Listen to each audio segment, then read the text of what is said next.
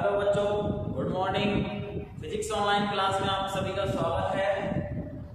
पिछले लेक्चर में हमने पढ़ा था वैद्युत द्विध्रुव के बारे में। उसके कारण हमने विद्युत क्षेत्र की तीव्रता भी याद की थी, अक्ष पर याद की थी Kp/2Kp/r³ आया था, और निरक्ष पर भी हमने विद्युत क्षेत्र की तीव्रता का मान याद किया था, Kp/r³ आया था। इसके बाद हम वैद्युत द्विध्रुव से संबंधित एक नया टॉपिक आज पढ़ते हैं, और वो टॉपिक का नाम है एक समान विद्युत क्षेत्र में रखे वैद्युत द्विध्रुव पर लगने वाला बल एवं बल आघूर्ण। यानी कि हम एक समान विद्युत क्षेत्र में एक वैद्युत द्विध्रुव को रखेंगे, और वैद्युत द्विध्रुव को रखेंगे तो उस पर लगने वाला बल और बल आघूर्ण का मान हमको यहाँ पे क्या करना है, ज्ञात करना है। किसका मान ज्ञात करना है? बल और बल आघूर्ण का। तो इसके लिए हम सारी चीजें हमारे पुरानी काम में आएंगी जो हम पढ़ चुके हैं, नया इसमें कुछ भी नहीं है। देखिए, इस टॉपिक को सॉल्व करने के लिए सबसे पहले टॉपिक के अनुसार हम चलते हैं। हमारा टॉपिक है एक समान विद्युत क्षेत्र। तो हमको यहाँ पर क्या करना पड़ेगा? एक समान विद्युत क्षेत्र बनाना पड़ेगा। और एक समान विद्युत क्षेत्र कब होता है? मैंने आपको बताया था, अगर विद्युत बल रेखाएं दूर दूर होती हैं तो वहां तीव्रता का मान क्या होगा? ज्यादा। जहां विद्युत बल रेखाएं दूर दूर होती हैं वहां तीव्रता का मान कम होता है, और जहां विद्युत बल रेखाएं पास पास होती हैं वहां तीव्रता का मान अधिक होता है, और जहां विद्युत बल रेखाएं समान दूरी पर होती हैं वहां तीव्रता का मान क्या होता है? एक समान होता है। तो हम यहाँ पर विद्युत बल रेखाएं खींचेंगे, और वो भी कौन सी दूरी पर? एक समान दूरी पर। तो वहां विद्युत क्षेत्र की तीव्रता का मान क्या होगा? एक समान। जैसे कि देखो,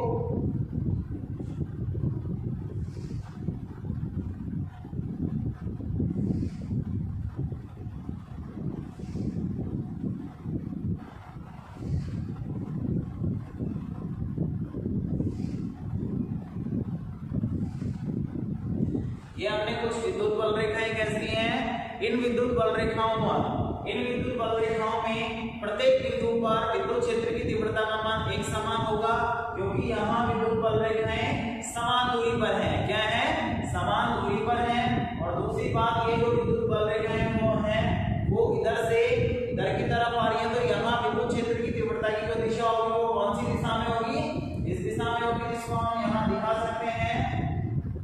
विद्युत क्षेत्र की तीव्रता को हम किसके द्वारा व्यक्त करते हैं? E के द्वारा। और यहाँ इसकी जो दिशा होगी वो विद्युत बल रेखाओं की दिशा में होगी। अब हम क्या करेंगे? यहाँ ये जो एक समान विद्युत क्षेत्र है, यहाँ ये जो हमने एक समान विद्युत क्षेत्र बनाया है, इस एक समान विद्युत क्षेत्र में हमको क्या रखना है? वैद्युत द्विध्रुव। क्या रखना है हमको? वैद्युत द्विध्रुव रखना है। अब बात ये आती है कि वैद्युत द्विध्रुव होता क्या है? ध्यान रखना, समान परिमाण और विपरीत प्रकृति के यदि दो आवेश, समान परिमाण और विपरीत प्रकृति के अगर दो आवेश अत्यल्प दूरी पर रख दिए जाते हैं तो वहां किसका निर्माण होता है? वैद्युत द्विध्रुव का निर्माण होता है। यानी कि आवेशों के इस युग्म को ही हम क्या कहते हैं? वैद्युत द्विध्रुव। तो हम यहाँ पर एक वैद्युत द्विध्रुव रखेंगे, और वो भी किस प्रकार से रखेंगे? देखिए,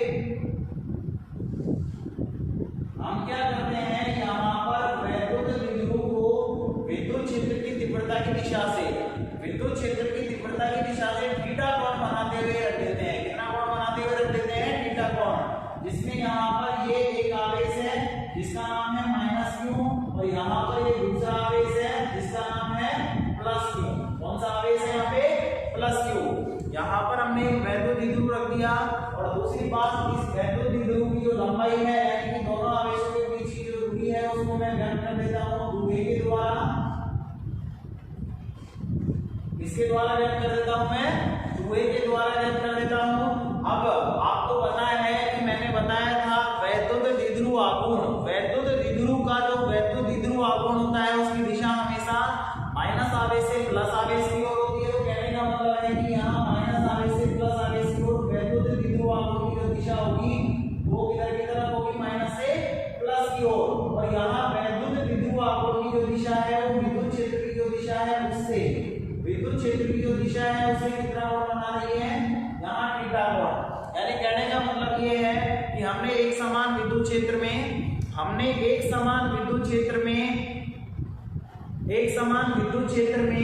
वैद्युत द्विध्रुव को थीटा कोण बनाते हुए रख दिया है। और यहाँ वैद्युत द्विध्रुव में जो दोनों आवेश हैं, प्रत्येक आवेश का जो परिमाण है वो स्मॉल q है, और वैद्युत द्विध्रुव की जो लंबाई है वो कितनी है 2a है।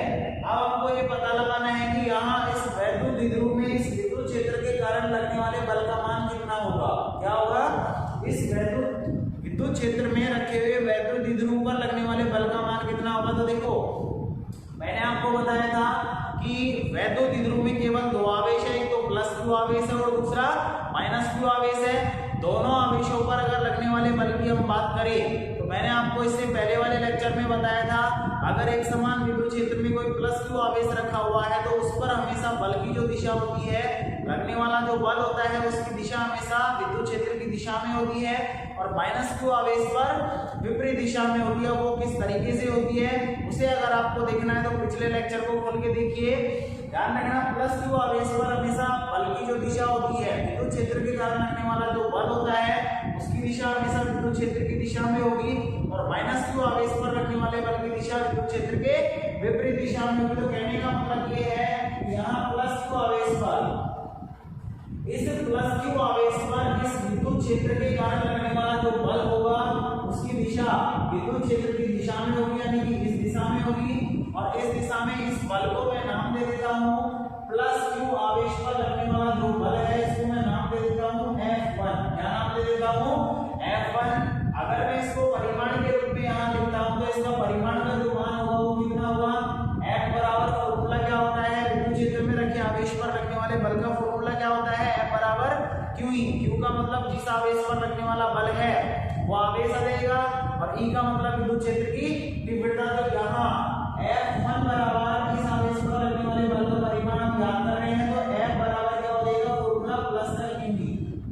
क्या हो जाएगा, F बराबर QE। अगर इसको हम सदिश के रूप में लिखते हैं तो F1 सदिश बराबर आ जाएगा हमारे पास QE सदिश। क्या आ जाएगा, अगर सदिश के रूप में हम लिखते हैं तो F1 बराबर F1 सदिश बराबर F1 के ऊपर सदिश का चिन्ह रहेगा, और दूसरा E के ऊपर भी किसका चिन्ह रहेगा, सदिश का चिन्ह। दूसरी बात, अगर हम माइनस q आवेश की बात करते हैं तो माइनस q आवेश पर लगने वाले बल की जो दिशा होगी वो विद्युत क्षेत्र के विपरीत दिशा में होगी, और विपरीत दिशा में होगी तो हम इस बल की दिशा को इस दिशा में दिखा सकते हैं, जिसको मैं नाम दे सकता हूँ F2। परिमाण के रूप में हम इसको F2 लिख सकते हैं, और सदिश रूप में इसको हम लिख सकते हैं F2 सदिश। अगर परिमाण की बात की जाए तो परिमाण के रूप में इसका मान क्या होगा, इसका मान भी क्या होगा Q इंटू E, यानी कि आवेश इंटू विद्युत क्षेत्र की तीव्रता। तो यहाँ आवेश माइनस Q है, लेकिन परिमाण की हम बात कर रहे हैं तब भी इसको किस में लिया जाएगा, प्लस में। तो परिमाण के रूप में इसका मान कितना होगा, वही Q इंटू E हो जाएगा। लेकिन अगर इसको हम सदिश रूप में लिखना चाहते हैं तो सदिश रूप में ध्यान रखना F2 सदिश बराबर इसका फॉर्मूला होगा माइनस QE सदिश। माइनस का चिन्ह क्यों आता है, माइनस का चिन्ह इसलिए आता है F2 सदिश और E सदिश दोनों एक दूसरे के विपरीत दिशा में, यानी कि यहाँ इस आवेश पर लगने वाले बल की जो दिशा है वो विद्युत क्षेत्र के विपरीत दिशा में। कहने का मतलब ये है, अगर मान लो इस F2 को हम सदिश रूप में लिखना चाहते हैं, यानी इस बल को हम सदिश रूप में लिखना चाहते हैं, F2 सदिश बराबर हमारे पास आएगा माइनस QE सदिश। माइनस क्यों आएगा, क्योंकि यहाँ बल की जो दिशा होती है वो विद्युत क्षेत्र के विपरीत दिशा में होती है। यहाँ पर दोनों आवेशों पर लगने वाले बल का परिमाण हमारे पास आ चुका है। हमको यहाँ पर सबसे पहले ये निकालना था कि एक समान विद्युत क्षेत्र में रखे वैद्युत द्विध्रुव पर लगने वाले बल का फॉर्मूला क्या होगा। तो बल का फॉर्मूला क्या होगा, मैंने आपको बताया था कि परिणामी बल का जो मान होता है किसी भी बिंदु पर या किसी भी आवेश पर या किसी भी चीज पर लगने वाले परिणामी बल का मान अगर आपको निकालना है, उसके चारों ओर उपस्थित आवेशों के कारण लगने वाले बलों के सदिश योग के बराबर होता है। किसके बराबर होता है, सदिश योग के बराबर होता है। तो हम यहाँ वैद्युत द्विध्रुव पर लगने वाले परिणामी बल का मान निकालना चाहते हैं, तो इस पर केवल दो बल कार्य कर रहे हैं, एक तो F1 और दूसरा F2 बल लग रहा है। तो इस वैद्युत द्विध्रुव पर लगने वाले परिणामी बल का मान इन दोनों बलों के सदिश योग के बराबर होगा। कौन से योग के बराबर होगा, सदिश योग के बराबर होगा। अब एक चीज ये ध्यान रखना, यहाँ पर इस वैद्युत द्विध्रुव पर लगने वाले दोनों बल परिमाण में तो समान है और एक दूसरे के क्या है, विपरीत दिशा में है, इसलिए इनके परिणामी बल का जो मान होगा वो किसके बराबर होगा। ध्यान रखना, दोनों बल एक दूसरे के विपरीत दिशा में होने के कारण अगर एक को प्लस में लिया जाएगा तो दूसरे को किस में लिया जाएगा, माइनस में लिया जाएगा। ध्यान रखना, अगर दोनों बल एक ही दिशा में होते तो दोनों के योग के बराबर होता, लेकिन यहाँ दोनों बल विपरीत दिशा में होने के कारण एक को प्लस में लिया जाएगा तो दूसरे को माइनस में लिया जाएगा। तो हम यहाँ लिख सकते हैं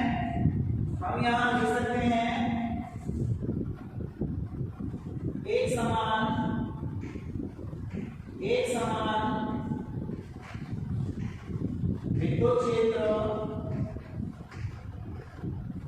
समान विद्युत क्षेत्र की सदिश में थीटा कोण पर रखे वैद्युत द्विध्रुव पर लगने वाला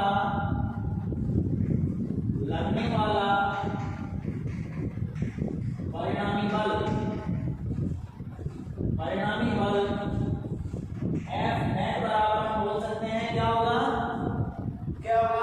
एक बल को अगर प्लस में लिया जाएगा तो दूसरे बल को हम माइनस में लेंगे, और माइनस में क्यों लेंगे, विपरीत दिशा में होने के कारण। तो यहाँ F net का जो मान है वो क्या आ जाएगा, F1 माइनस F2।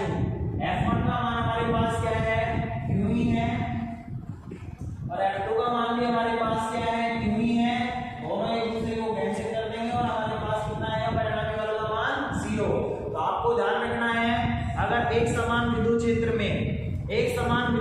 में रखे हुए वैद्युत द्विध्रुव पर लगने वाले परिणामी बल का मान आपसे पूछा जाता है, तो वैद्युत द्विध्रुव पर लगने वाले परिणामी बल का मान कितना होगा, 0 होगा। और वो 0 क्यों होगा, क्योंकि वैद्युत द्विध्रुव में दोनों आवेशों पर लगने वाले बल परिमाण में समान होते हैं और दिशा में विपरीत होते हैं, जिसके कारण दोनों एक दूसरे को कैंसिल कर देते हैं, और यहाँ पर लगने वाले परिणामी बल का मान हमारे पास कितना आता है, 0 आता है। तो एक समान विद्युत क्षेत्र E में रखे हुए वैद्युत द्विध्रुव पर लगने वाले परिणामी बल का मान कितना होता है, 0 होता है। कितना होता है, 0। अब हम आगे हमारे टॉपिक को लेकर चलते हैं। हमारा टॉपिक आगे है, हमसे इस टॉपिक में 2 चीजें पूछी गई थी।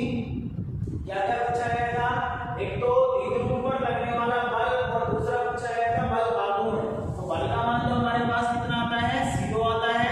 अब हमको यहाँ पे याद करना है बल आघूर्ण का मान। किसका मान याद करना है, बल आघूर्ण का मान। तो बल आघूर्ण का मान किस तरीके से याद करेंगे, बल आघूर्ण का मान हम किस तरीके से याद करेंगे, तो इसके लिए हमने 11th क्लास में बल आघूर्ण का एक फॉर्मूला पढ़ा था। और बल आघूर्ण का फॉर्मूला क्या पढ़ा था, बल आघूर्ण को टॉ के द्वारा व्यक्त किया जाता है। किसके द्वारा व्यक्त किया जाता है, टॉ के द्वारा व्यक्त किया जाता है। और इसका फॉर्मूला होता है बल आघूर्ण बराबर बल इंटू आघूर्ण भुजा। बल यहाँ पर परिमाण के रूप में लिया जाता है इंटू आघूर्ण भुजा। अभी बताऊंगा मैं आघूर्ण भुजा क्या होती है। तो हम यहाँ पर सेकंड नंबर पे याद करते हैं बल आघूर्ण। तो हम पॉइंट डाल देते हैं बल आघूर्ण, बल आघूर्ण। देखिए बल आघूर्ण का मान किस तरीके से याद करेंगे, बल आघूर्ण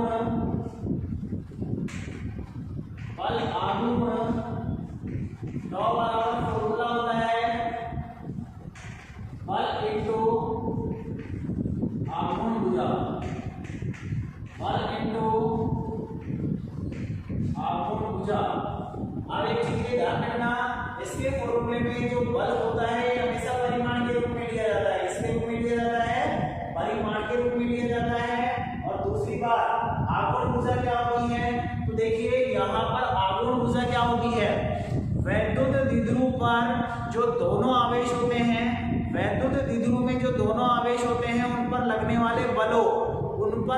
वाले बलों की क्रिया रेखाओं के मध्य की लंबवत दूरी को ही हम क्या कहते हैं, यहाँ पर बल की दूरी को ही हम क्या कहते हैं, आघूर्ण भुजा। कहने का मतलब ये है कि वैद्युत द्विध्रुव पर जो दो बल कार्य करते हैं उनकी क्रिया रेखाओं के मध्य की लंबवत दूरी ही यहाँ पर क्या कहलाती है, आघूर्ण भुजा कहलाती है, जिसको हम यहाँ पे याद करेंगे। और वो किस तरीके से याद करेंगे, एक चीज ये ध्यान रखना, यहाँ बल की अगर बात की जाती है हमको बल आघूर्ण का मान याद करने के लिए 2 चीजों की आवश्यकता पड़ेगी, एक तो बल की और दूसरा बल आघूर्ण की। तो यहाँ वैद्युत द्विध्रुव में किसी भी एक आवेश पर लगने वाले बल का जो मान है वो क्या है, परिमाण के रूप में। यहाँ पर F1 का मान भी क्यों है और F2 का मान भी क्यों है, तो यहाँ पर कोई सा भी मान रख सकते हैं, दोनों परिमाण में क्या है, समान। इंटू में आघूर्ण भुजा, तो यहाँ आघूर्ण भुजा क्या होगी, देखिए आगुण भुजा देखने के लिए हमारे चित्र में देखो, यहाँ एक आवेश ये है और दूसरा आवेश ये है। इस आवेश का बल किस दिशा में लग रहा है, तो इस बल की जो क्रिया रेखा होगी, इस बल की जो क्रिया रेखा होगी F2 की वो कौन सी दिशा में होगी, इसकी क्रिया रेखा ध्यान रखना। यहाँ पर ये जो भुजा है, ये जो भुजा है क्या कहलाएगी, F2 की क्रिया रेखा कहलाएगी। और दूसरी बात F1 की क्रिया रेखा की अगर बात की जाए तो इसको अगर पीछे की तरफ हम बढ़ा देते हैं डॉट डॉट के द्वारा, तो ये इसकी क्या कहलाएगी, क्रिया रेखा कहलाएगी।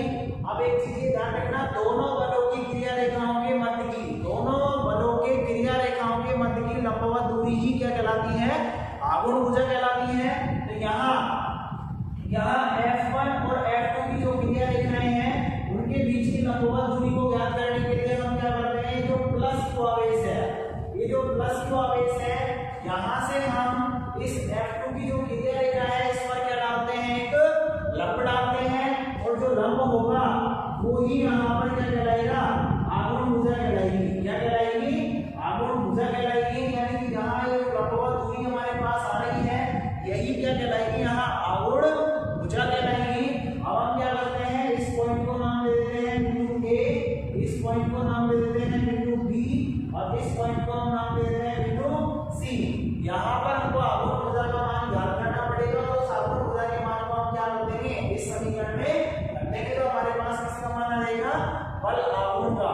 तो हम क्या करते हैं, इसको समीकरण मान लेते हैं एक, क्या मान लेते हैं, समीकरण नंबर एक। और यहाँ आगुण भुजा का नाम भी हम लिख देते हैं, आगुण भुजा हमारे पास क्या है, BC है। यहाँ आगुण भुजा का नाम हमने क्या लिख दिया, BC। अब देखिए यहाँ इसको मान लिया मैंने समीकरण नंबर एक, हमको आगुण भुजा का मान निकालना है। तो चित्र से, चित्र में आपको एक समकोण त्रिभुज दिखाई दे रहा होगा ABC। इस समकोण त्रिभुज में एक चीज ध्यान रखना, थीटा के सामने वाली भुजा लंब होती है, 90 डिग्री के सामने वाली भुजा कर्ण होती है, और ये कौन सी भुजा होगी, आधार होगी। तो हमको यहाँ BC का मान चाहिए, यानी कि लंब का मान चाहिए, और लंब का मान चाहिए और कर्ण का मान हमारे पास है। तो लंब और कर्ण किसमें आते हैं, लंब और कर्ण किसमें आते हैं, लाल बटे लंब के फॉर्मूले से sin थीटा में आते हैं। तो हम यहाँ पर फॉर्मूला लगाएंगे, चित्र में समकोण त्रिभुज, चित्र में समकोण त्रिभुज, चित्र में समकोण त्रिभुज कौन सा है, ABC में sin थीटा बराबर क्या होगा, sin थीटा बराबर होता है लंब बटे कर्ण, लंब बटे कर्ण। लंब का मान हमारे पास क्या है, BC है, कर्ण का मान क्या है हमारे पास, AB है। इस AB का मान आपको पता है, AB का मान क्या है, 2a ले रखा है हमने। यहाँ हम लिख सकते हैं BC बटे 2a। BC का मान हमको निकालना था, इसलिए BC का मान निकालने के लिए 2a को हम बचपना करके इधर की तरफ ले जाते हैं। तो BC का मान हमारे पास क्या आता है, BC बराबर आता है 2a sin थीटा। इसको मान लेते हैं समीकरण नंबर 2। यहाँ से BC का मान हम पा रखेंगे समीकरण एक में, तो हमारे पास बल आगुण का मान आ जाएगा। समीकरण एक में मान रखने पर, समीकरण एक में अगर मान रखेंगे तो बल आगुण तो बराबर हमारे पास क्या आएगा, बल आगुण तो बराबर बल का मान हमारे पास क्या है, किसी भी एक आवेश पर लगने वाले बल का परिमाण हमारे पास Q ही है। तो यहाँ पर हम फॉर्मूले में बल का मान रखेंगे QE इनटू आगुण भुजा हमारे पास BC है, BC का मान हमारे पास क्या है, 2a sin थीटा। क्या है, 2a sin थीटा है। इसको थोड़ा सा और सॉल्व कर लेते हैं हम। अगर हम इस 2a को, अगर इस 2a को इस Q के साथ लिखते हैं तो कोई फर्क नहीं पड़ेगा, Q इनटू 2a, और बाकी जो चीज बच गई इसको हम ऐसे कैसे लिख देते हैं, E sin थीटा। यानी कि इस समीकरण को हम ऐसा भी लिख सकते हैं। अब देखिए यहाँ पे Q इनटू 2a किसका फॉर्मूला बन रहा है, मैंने आपको बताया था वैद्युत द्विध्रुव का एक वैद्युत द्विध्रुव आघूर्ण भी होता है जिसको हम P के द्वारा व्यक्त करते हैं, और उसका फॉर्मूला होता है आवेश इनटू आवेशों के बीच की दूरी, और आवेश परिमाण के रूप में होता है। तो यहाँ पर जो हमने वैद्युत द्विध्रुव लिया है इसमें प्रत्येक आवेश का जो परिमाण है वो Q है, और दोनों आवेशों के बीच की दूरी है वो कितनी है, 2a। तो यहाँ P का जो मान है हमारे पास वो क्या आएगा, Q 2a, कितना आएगा q into 2a। तो यहाँ हम q into 2a की जगह क्या लिख सकते हैं, p लिख सकते हैं। तो फॉर्मूला हमारा बन जाएगा टॉ बराबर p की sin थीटा, इसको हम मान लेते हैं समीकरण नंबर 3, और यहाँ हमने p को क्या लिखा है q into 2a। ये जो हमारे पास फॉर्मूला आया है वो किसका फॉर्मूला है, एक समान विद्युत क्षेत्र में थीटा कोण पर रखे वैद्युत द्विध्रुव पर लगने वाले बल आघूर्ण का जो मान होता है वो क्या होता है, ρ बराबर p की sin थीटा। ध्यान रखना यहाँ p होता है वैद्युत द्विध्रुव आघूर्ण, e होता है विद्युत क्षेत्र की तीव्रता, और थीटा यहाँ पे होता है p सदिश और e सदिश के मध्य का कोण। क्या होता है p सदिश और e सदिश के मध्य का कोण। मैंने आपको बताया था कि यहाँ p सदिश की जो दिशा होती है माइनस आवेश से प्लस आवेश से दूर, यानी कि जो p सदिश की दिशा है, और e सदिश की अगर दिशा की बात करें तो विद्युत क्षेत्र की तीव्रता की दिशा विद्युत वक्ररेखाओं की दिशा में होगी, यानी कि यहाँ e सदिश की दिशा ये है, और इन दोनों के बीच में बनने वाला जो कोण है वो क्या है, थीटा। ध्यान रखना, इसको हम लिख भी देते हैं यहाँ थीटा e सदिश व p सदिश के मध्य कौन है, ये हो गया। अब अगर मैं आपसे पूछता हूं एक चीज और, आपको पता होगा कि बल आघूर्ण एक सदिश राशि होती है। कौन सी राशि होती है, सदिश राशि होती है। अगर आप इस फॉर्मूले को सदिश रूप में लिखना चाहें तो सदिश रूप में इस फॉर्मूले को किस तरीके से लिख सकते हैं, देखिए सदिश रूप में, सदिश रूप में यहाँ टॉ एक सदिश राशि है, बल आघूर्ण तो इसके ऊपर वेक्टर का चिन्ह रहेगा बराबर, यहाँ वैद्युत द्विध्रुव आघूर्ण भी एक सदिश राशि होती है और विद्युत क्षेत्र की तीव्रता भी एक सदिश राशि होती है। और जब भी कोई दो सदिश एक साथ गुणा में आ जाते हैं, या तो वहां सदिश गुणा होगा या फिर वहां अदिश गुणा होगा।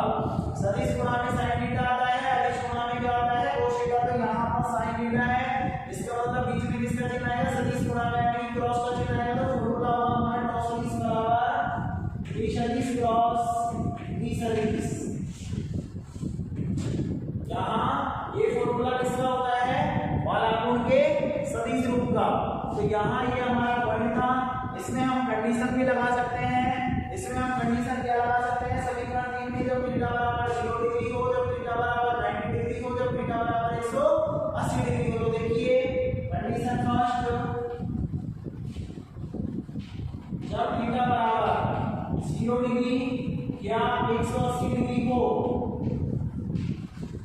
0 डिग्री या 180 डिग्री का मतलब क्या है, 0 डिग्री का मतलब तो है जो वैद्युत द्विध्रुव किस तरीके से रखा हुआ है, वो विद्युत क्षेत्र की दिशा में रखा हुआ हो। वो विद्युत क्षेत्र की दिशा में अगर रखा हुआ है, यानी कि वैद्युत द्विध्रुव अगर इस तरीके से रखा हुआ हो, अगर वैद्युत द्विध्रुव इस तरीके से रखा हुआ हो, यानी कि विद्युत क्षेत्र की तीव्रता की दिशा में रखा हुआ हो, तो उस पर लगने वाले बल आघूर्ण का मान कितना होगा। वैसे तो हमको साफ दिखाई दे रहा है, अगर वैद्युत द्विध्रुव इस तरीके से रखा हुआ है तो इस वाले आवेश पर, यानी कि प्लस क्यू आवेश यहाँ पर होगा और माइनस क्यू आवेश यहाँ पर होगा। प्लस क्यू आवेश पर बल इस दिशा में लगेगा और माइनस क्यू आवेश पर बल इस दिशा में लगेगा। और जब दोनों बल इस वैद्युत द्विध्रुव को एक दूसरे के विपरीत दिशा में खींचेंगे तो क्या ये घूम सकता है, क्या आघूर्ण कर ही नहीं सकता है। इसका मतलब बल आघूर्ण का मान कितना आएगा हमारे पास, 0। वैसे हम फॉर्मूले से भी इसको हम देख सकते हैं। देखिए समीकरण 3 से, समीकरण 3 में अगर मान रखेंगे तो हमारे पास आएगा टॉ बराबर p की sin, यहाँ 0 रखेंगे, sin 0 का मान 20 होता है, और यहाँ 180 रखेंगे थीटा का मान, तो sin 180 का मान कितना होता है, 0। तो हमारे पास टॉ बराबर कितना आएगा, 0। ध्यान रखना थीटा बराबर 0, थीटा बराबर 180 डिग्री में, थीटा बराबर 0 डिग्री या 180 डिग्री में यहाँ वैद्युत द्विध्रुव जो है वो बल आघूर्ण 0 होगा उसका, यानी कि वो आघूर्ण नहीं करेगा। सेकंड कंडीशन हम लेते हैं, जब थीटा बराबर 90 डिग्री हो, जब थीटा बराबर 90 डिग्री हो तो 90 डिग्री की कंडीशन में यहाँ वैद्युत द्विध्रुव आसानी से घूम सकता है, नहीं कि आघूर्ण कर सकता है। अगर इस तरीके से रखा होगा वैद्युत द्विध्रुव 90 डिग्री के कोण पर, एक आवेश इसको, एक बल इसको इस तरीके से खींचेगा, दूसरा बल इस तरीके से खींचेगा तो आसानी से घूर्णन कर सकता है। तो बलागुण का मान यहाँ पर 0 नहीं होगा और कितना होगा, देखिए कोई समीकरण लिखने अगर थीटा का मान 90 रखेंगे तो sin 90 का मान कितना आएगा, 1 आएगा। तो फॉर्मूला टॉ बराबर हमारे पास आ जाएगा p * e। समीकरण 3 से टॉ बराबर हमारे पास आ जाएगा p * e।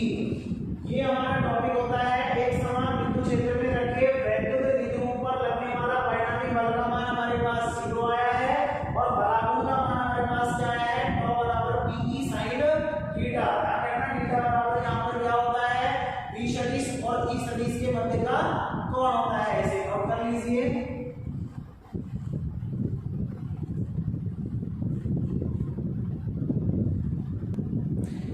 आगे देखिए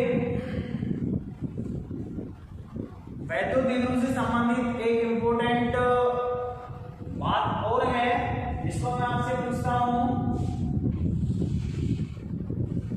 वैद्युत द्विध्रुव में कितने आवेश होते हैं, 2 आवेश, और वो कैसे होते हैं, परिमाण में समान और प्रकृति में विपरीत होते हैं। अगर मैं आपसे पूछता हूं कि वैद्युत द्विध्रुव का कुल आवेश कितना होता है, नेट चार्ज कितना होता है इस पर, तो ध्यान रखना कुल आवेश का मान इस पर हमेशा कितना होता है, 0। कितना होता है, 0 होता है। क्यों होता है, क्योंकि इसमें दोनों आवेश परिमाण में समान होते हैं और विपरीत प्रकृति के होते हैं, यानी कि एक प्लस होता है तो दूसरा माइनस होता है, यानी कि एक पर प्लस क्यों है तो दूसरा जो आवेश होगा वो कितना होगा, माइनस में होगा। टोटल आप करोगे तो आवेश का मान कितना आएगा, 0 आएगा। कितना आएगा, 0। जैसे कि मैं आपसे कहता हूं कि कोई निकाय है जिसमें 5 वैद्युत द्विध्रुव रखे हुए हैं, कितने रखे हुए हैं, 5 वैद्युत द्विध्रुव रखे हुए हैं, तो उस निकाय का कुल आवेश का मान कितना होगा, तो ध्यान रखना आवेश कुल आवेश का जो मान होगा वो कितना होगा, 0, क्योंकि प्रत्येक वैद्युत द्विध्रुव का जो नेट चार्ज होता है वो कितना होता है, 0। तो ये बात आपको ध्यान रखनी है।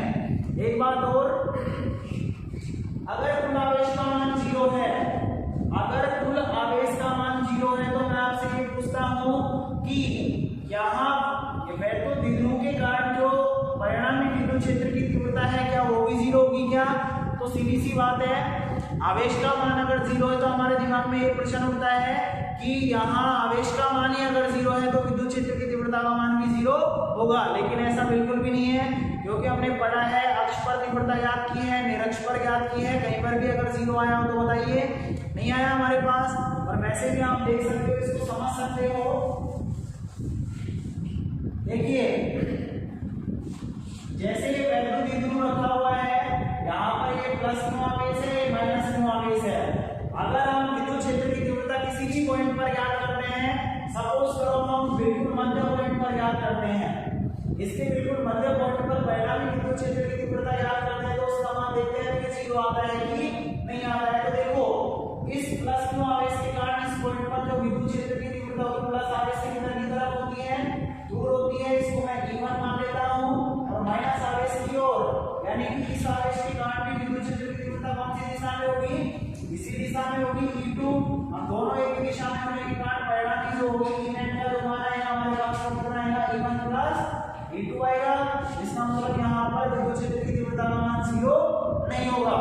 दूसरी बात, अगर मैं बात करता हूँ इस पॉइंट की न करके, अगर मैं आपसे कहता हूं कि बाहर यानी कि इस पॉइंट पर परिणामी विद्युत क्षेत्र की तीव्रता का मान ज्ञात कीजिए, तो यहाँ पर भी ध्यान रखना 0 नहीं होगा। वो क्यों नहीं होगा, देखिए प्लस क्यों आवेश के कारण इस पॉइंट पर जो तीव्रता की दिशा होगी प्लस आवेश से किधर की तरफ होगी, तो इसको मैं E1 सदिश मान लेता हूं, और यहाँ माइनस आवेश की ओर, यानी कौन सी दिशा में होगी, किस दिशा में होगी, माइनस आवेश की ओर, E2 सदिश।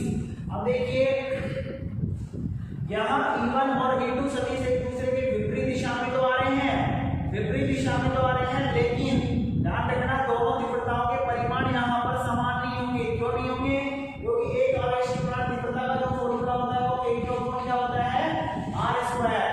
आवेश का मान तो परिमाण में समान है दोनों का, लेकिन यहाँ डिस्टेंस यानी कि आवेश से जिस बिंदु पर हम तीव्रता ज्ञात करते हैं वो दूरी समान नहीं है। इस आवेश के लिए तो एक दूरी कम है और इस वाले आवेश के लिए ये वाली जो दूरी है वो ज्यादा है, जिसके कारण परिमाण का मान अलग अलग आएगा और तीव्रता का मान यहाँ पर भी 0 नहीं होगा। तो आपको ध्यान रखना है कि वैद्युत नेट चार्ज यानी कि कुल आवेश का मान तो 0 होता है, लेकिन इसके कारण किसी भी पॉइंट पर परिणामी विद्युत क्षेत्र की तीव्रता का मान 0 नहीं होता है।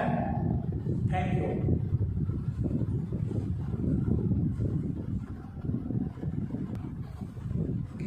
आगे देखिए, यहाँ आपका चैप्टर तो समाप्त हो जाता है। इसके बाद आपके न्यूमेरिकल आते हैं। न्यूमेरिकलों को आपको सॉल्व करना है, जो नहीं आता है वो पूछेगा।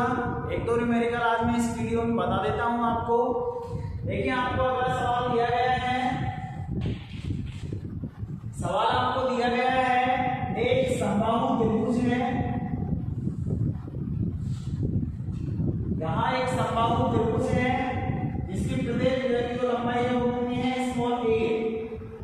और दूसरी बात, इसके जो तीनों शीर्ष हैं, इसके जो तीनों शीर्ष हैं, तीनों शीर्षों पर आवेश रखे हुए हैं। यहाँ इस शीर्ष पर आवेश रखा हुआ है +2q, इस वाले शीर्ष पर रखा हुआ है -q, इस वाले शीर्ष पर भी आवेश रखा हुआ है -q। इस वाले शीर्ष को मैं नाम दे देता हूँ बिंदु A, इसको नाम दे देता हूँ बिंदु B, और इसको नाम दे देता हूँ बिंदु C। आपके सामने सवाल ये है कि इस निकाय का परिणामी वैद्युत द्विध्रुव आघूर्ण का मान ज्ञात कीजिए। यानी कि यहाँ ये जो निकाय आपको दे रखा है, आवेशों का जो निकाय दे रखा है, इस निकाय का आपको P नेट का मान ज्ञात करना है। इसका मान ज्ञात करना है P नेट का मतलब है परिणामी वैद्युत द्विध्रुव आघूर्ण। यानी कि एक समबाहु त्रिभुज आपको दिया हुआ है, प्रत्येक भुजा की लंबाई जो है इसमें स्मॉल a है, इसके तीनों शीर्षों पर आवेश रखे हुए हैं। a शीर्ष पर है +2q, बाकी दोनों पर कितने आवेश है, -q। अब आपको इस निकाय का, आवेशों का जो निकाय है, इसका परिणामी वैद्युत द्विध्रुव आघूर्ण का मान ज्ञात करना है। और वो किस तरीके से करेंगे, बिल्कुल आसान है। पहली बात तो आपको ये ध्यान रखनी है कि यहाँ पर कितने वैद्युत द्विध्रुव आघूर्णों का निर्माण हो रहा है। तो देखिए, मैंने आपको बताया था वैद्युत द्विध्रुव आघूर्ण कहाँ बनेगा, जहां वैद्युत द्विध्रुव होगा। और वैद्युत द्विध्रुव बनने के लिए दो आवेश परिमाण में समान होने चाहिए और प्रकृति में विपरीत। तो देखिए, हम यहाँ पर कितने आवेशों का, यहाँ पर +2q आवेश रखा हुआ है, यहाँ पर -q आवेश रखा हुआ है, यहाँ पर भी -q आवेश रखा हुआ है। एक चीज ध्यान रखना, ये जो +2q आवेश है, इसका मतलब यहाँ पर ये है कि +q आवेश इसके साथ है, +q आवेश इसके साथ है, और +q आवेश इसके साथ है। इस तरीके से है इसका मतलब। अब देखिए, यहाँ पर ये आवेश और ये आवेश परिमाण में समान है और विपरीत प्रकृति के हैं, तो ये दोनों मिलकर किसका निर्माण करते हैं, वैद्युत द्विध्रुव का निर्माण करते हैं। और इसकी दिशा किधर की तरफ होगी, -q आवेश से +q आवेश की ओर। यानी कि यहाँ ये वाला जो वैद्युत द्विध्रुव होगा, इसके द्विध्रुव आघूर्ण की जो दिशा होगी वो ये होगी, जिसको मैं नाम दे सकता हूँ P1 सदिश। क्या नाम दे सकता हूँ, P1 सदिश। इसी तरीके से एक वैद्युत द्विध्रुव यहाँ पर ये बनेगा। देखिए, ये -q है, ये +q आवेश परिमाण में समान है और विपरीत प्रकृति में है, और इसकी दिशा भी यहाँ पर -q से +q की ओर होगी। यानी कि कौन सी दिशा में होगी, ऊपर की ओर, जिसको मैं नाम दे सकता हूँ P2 सदिश। अब बात करते हैं, यहाँ पर एक आवेशों का जो समूह है वो ये भी बनता है -q, लेकिन यहाँ ये दोनों आवेश मिलकर वैद्युत द्विध्रुव का निर्माण नहीं करते हैं। क्यों, क्योंकि वैद्युत द्विध्रुव के लिए आवेश परिमाण में समान होने चाहिए और विपरीत प्रकृति के होनी चाहिए, लेकिन यहाँ पर दोनों आवेश समान प्रकृति के हैं, यहाँ वैद्युत द्विध्रुव का निर्माण नहीं होगा। इस निकाय में आवेशों के इस निकाय में केवल दो वैद्युत द्विध्रुव बनते हैं, जिनके वैद्युत द्विध्रुव आघूर्ण मैंने यहाँ पर नाम रखे हैं P1 सदिश और P2 सदिश। हमको इन दोनों को क्या निकालना है, परिणामी सदिश। तो मैंने आपको बताया है कि दो सदिश अगर एक दूसरे पर किसी कोण पर झुके हुए हों तो उनका परिणामी किस तरीके से याद करते हैं। फॉर्मूला हमने पढ़ा है, R = √p² + q² + 2pq cos θ।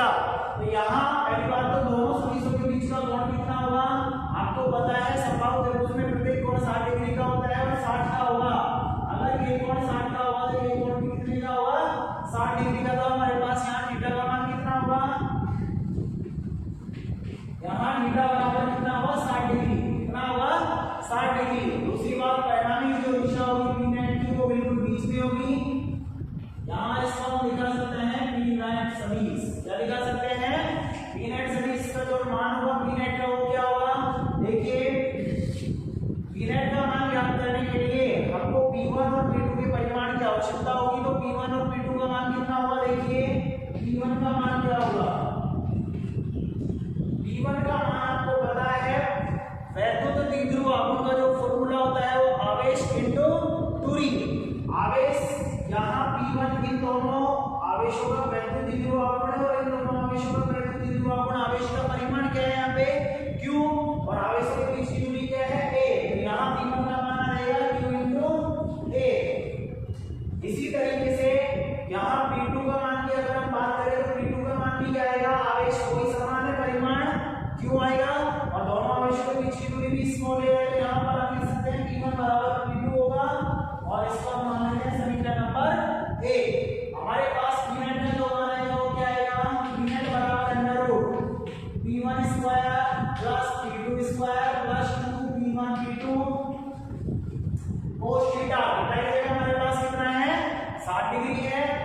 तो यहाँ पे 60 डिग्री आपको पता है P1 बराबर P2 है, तो हम यहाँ लिख सकते हैं समीकरण 1 से।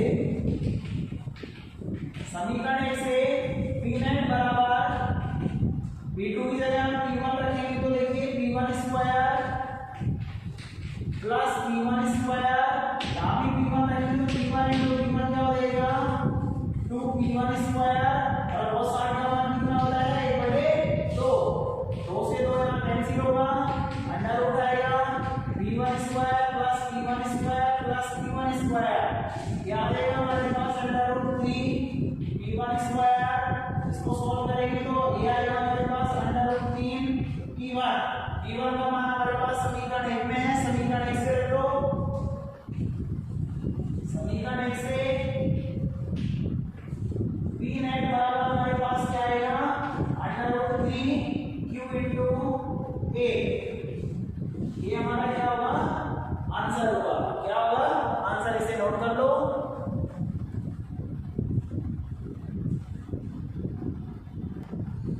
देखिए अगला सवाल हमारा है,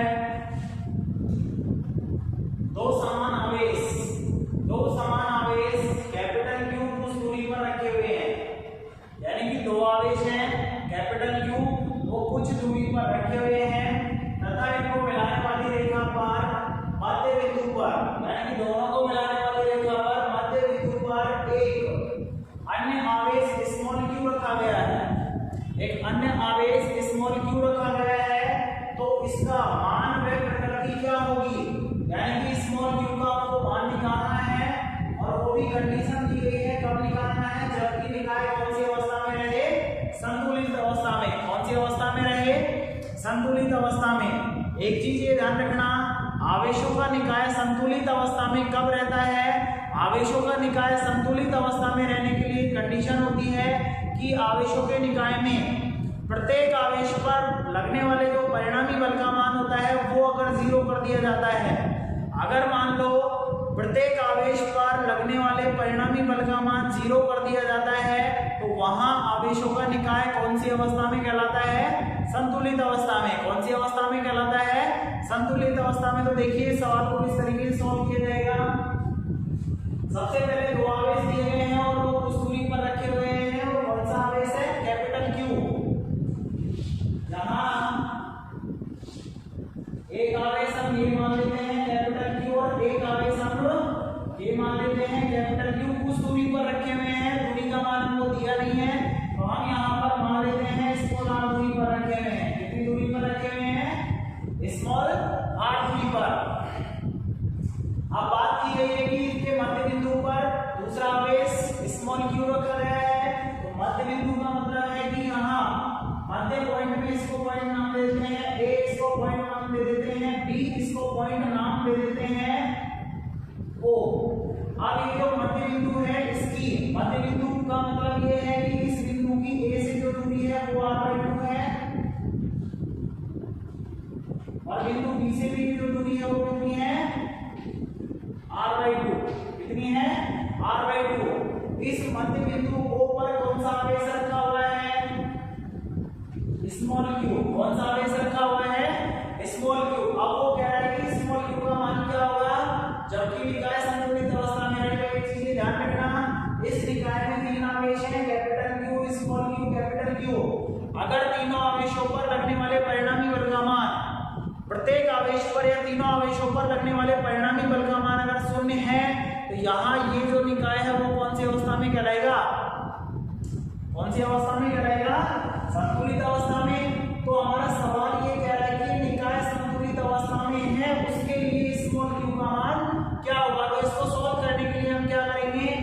या तो इस आवेश पर या इस आवेश पर, कोई से भी एक आवेश पर लगने वाले परिणामी बल का मान ज्ञात करो और उसको 0 के बराबर में रख दो। हमारे पास किसका मान आ जाएगा?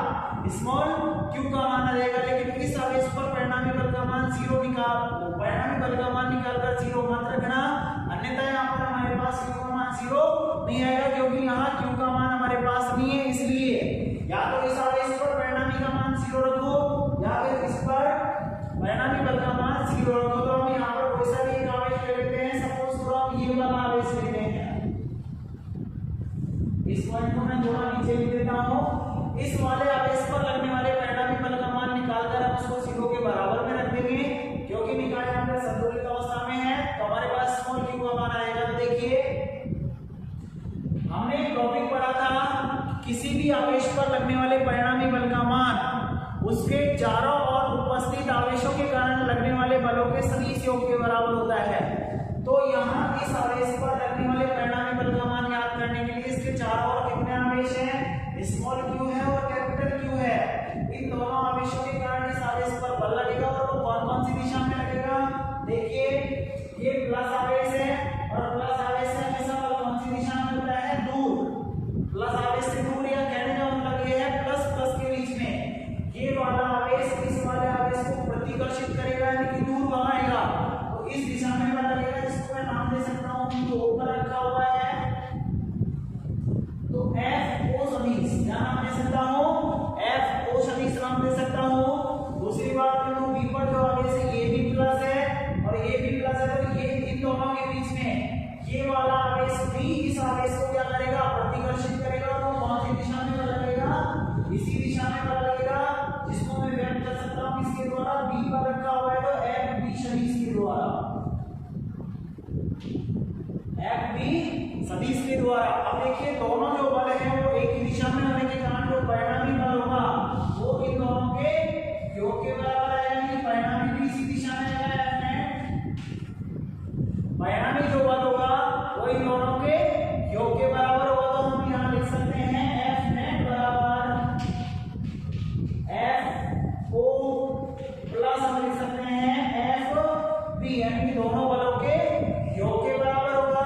अब आपको पता है निकाय संतुलित अवस्था में है, तो परिणामी का मान आपको क्या रखना पड़ेगा? 0। हम यहाँ रखेंगे, चूंकि निकाय संतुलित अवस्था में है, संतुलित अवस्था में है, अतः एफ नेट बराबर क्या होगा? 0। तो हम लिख सकते हैं F O plus F B बराबर 0। अब इन दोनों बलों के मान रख दो। देखिए, कौन से बल है? स्थिर वैद्युत बल है, पूर्णांक बल है। पूर्णांक बल का फॉर्मूला होता है बराबर के Q1 Q2 बटे R स्क्वायर। Q1 Q2 दोनों आवेश होते हैं, के यानी अंतराल होता है, और दोनों आवेशों के बीच की दूरी होती है। एफ ओ यहाँ पर ओ बिंदु पर रखे हुए आवेश के कारण बिंदु ए पर रखे हुए आवेश पर लगने वाला बल है, यानी इन दोनों के बीच में लगने वाले बल का फॉर्मूला क्या होगा? कि Q1 की जगह कैपिटल Q है, Q2 की जगह स्मॉल q है, बटे R की जगह दोनों आवेशों के बीच की दूरी क्या है? R/2। तो इसका होल स्क्वायर हो जाएगा। तो फॉर्मूला बनेगा हमारे पास कि कैपिटल Q स्मॉल q बटे R/2 का whole square plus F B का मान क्या होगा? बी पर रखे हुए आवेश के कारण इस पर लगने वाला बल, दोनों के बीच में लगने वाले बल का फॉर्मूला क्या होगा? कि Q1 की जगह Q, Q2 की जगह भी Q बटे R। R का मतलब दोनों के बीच की दूरी क्या है? R के यहाँ पे फॉर्मूला हो जाएगा कि Q into Q स्क्वायर हो जाएगा बटे R की जगह हमारे पास R ही है, R स्क्वायर बराबर क्या आ जाएगा? 0।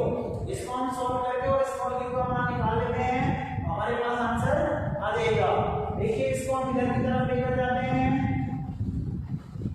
बटे r/2 का होल स्क्वायर बराबर इसको अगर इधर की तरफ लेकर आएंगे प्लस से क्या हो जाएगा माइनस q स्क्वायर बटे r स्क्वायर, k से k कैंसिल होगा, स्मॉल कैपिटल Q से कैपिटल Q कैंसिल हो जाएगा, एक बचेगा और क्या कैंसिल हो रहा है r स्क्वायर से यहाँ पर r स्क्वायर भी क्या हो जाएगा कैंसिल हो जाएगा।